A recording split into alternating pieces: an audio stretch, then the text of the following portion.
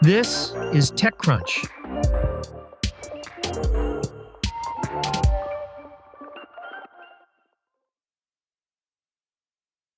Two years after launching, social network Bluesky is revising its community guidelines and other policies, and asking for feedback from its users on some of the changes.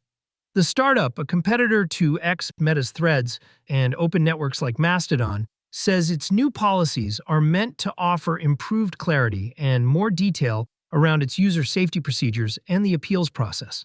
As TechCrunch's Sarah Perez writes, many of the changes are being driven by new global regulations, including the UK's Online Safety Act, the EU's Digital Services Act, and the US's Take It Down Act. Some of the changes represent an effort by Bluesky to purposefully shape its community and the behavior of its users, nudging them to be nicer and more respectful of others. This comes after a series of complaints and media articles suggesting the community has a tendency towards self-seriousness, bad news sharing, and a lack of humor and diversity of thought. For regulatory compliance, Bluesky's terms of service have been updated to comply with online safety laws and regulations, and to require age assurance where required. For instance, in July, the UK's Online Safety Act began requiring that platforms with adult content implement age verification, which means Bluesky users in the country have to either scan their face, upload their ID, or enter a payment card to use the site. The process for complaints and appeals is also now more detailed.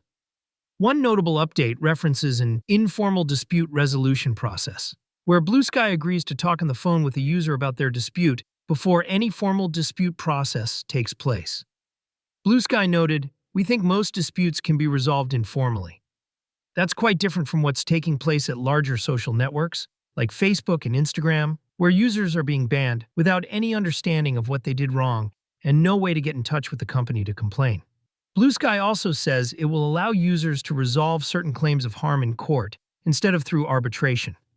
This is also somewhat unusual for tech companies that often prefer to mediate disputes outside the courts.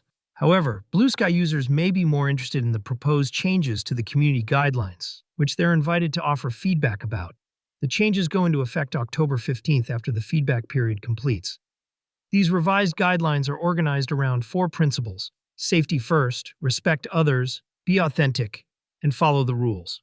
These general principles are meant to guide Bluesky's moderation decisions around whether content should be labeled or removed, if the company can suspend or ban your account, or in some cases report you to law enforcement. Bluesky's rules include many common-sense policies around not promoting violence or harm, including self-harm and animal abuse, not posting content that's illegal or that sexualizes minors, including in roleplay, not allowing harmful actions like doxing and other non-consensual personal data sharing, and not posting spam or malicious content, among other things.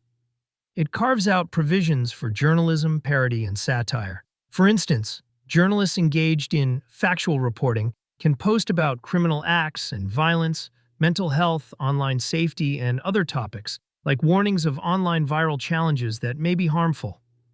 Where Bluesky may get into trouble is with the nuances of what's considered a threat, harm, or abuse. The policy states that users should respect others by not posting, promoting, or encouraging hate, harassment, or bullying. As an example, the policy bans exploitative deepfakes and content that incites discrimination or hatred, meaning posts that attack individuals or groups based on race, ethnicity, religion, gender identity, sexual orientation, disability, or other protected traits. This is an area where Bluesky has faltered before when, in earlier days, its moderation decisions strained its relationship with the Black community, and in another case, when its failure to moderate angered the trans community. More recently, the company has been facing backlash that it's become too left-leaning, where users were quick to criticize, post hateful replies, and where the community generally lacked humor. The original idea behind Bluesky was to provide users with tools to create the community they want, including not only blocking and reporting tools, but also things like subscribable block lists or opt-in moderation services that align with your values. However, Bluesky users have still shown a preference for the app itself to handle much of the moderation. railing against its trust and safety department when it made decisions they disagreed with.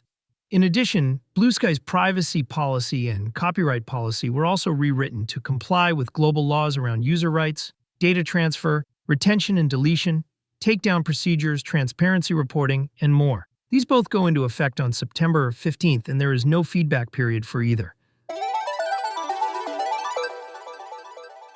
The Attorney General of Louisiana has filed a lawsuit against Roblox, accusing the platform of failing to implement basic safety controls and making the site the perfect place for pedophiles.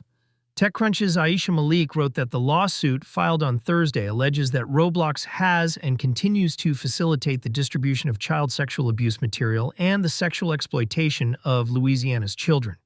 It also accuses the platform of purposely not rolling out basic safety controls to protect children from predators and failing to notify parents of risks. Roblox, which launched in 2006, has 82 million daily active users. The lawsuit notes that 20% of these users are under the age of 8, whereas another 20% are between the ages of 9 and 12. In a statement, the Attorney General said, "Due to Roblox's lack of safety protocols, it endangers the safety of the children of Louisiana. Roblox is overrun with harmful content and child predators because it prioritizes user growth, revenue, and profits over child safety. Every parent should be aware of the clear and present danger posed to their children by Roblox so they can prevent the unthinkable from ever happening in their own home." According to the lawsuit, adults can pose as children on Roblox, and children can bypass age requirements to access experiences meant for older users. The lawsuit points to several sexually explicit experiences that were on the platform, including Escape to Epstein Island, Diddy Party, and Public Bathroom Simulator Vibe. A spokesperson for Roblox said that, while the company can't comment on pending litigation, the platform dedicates substantial resources, including advanced technology and 24/7 human moderation, to help detect and prevent inappropriate content and behavior, including attempts to direct users off-platform, where safety standards and moderation may be less stringent than ours. The spokesperson said, "While no system is perfect, Roblox has implemented rigorous technology and enforcement safeguards, including restrictions on sharing personal information, links, and user-to-user image sharing. The safety of our community is a top priority." Last year, Roblox launched a number of safety measures to protect children on its platform, including barring users under the age of 13 from sending direct messages. The measures were implemented following reports that Roblox was exposing young users to dangerous risks, such as grooming and explicit content. The lawsuit states that Roblox's recent safety measures were implemented too late and are inadequate. The lawsuit seeks permanent injunctive relief, prohibiting the company from claiming that it has adequate safety features and from engaging in any activity that would violate the Louisiana Unfair Trade Practices Act. That's it from TechCrunch. For more tech stories like these, go to TechCrunch.com.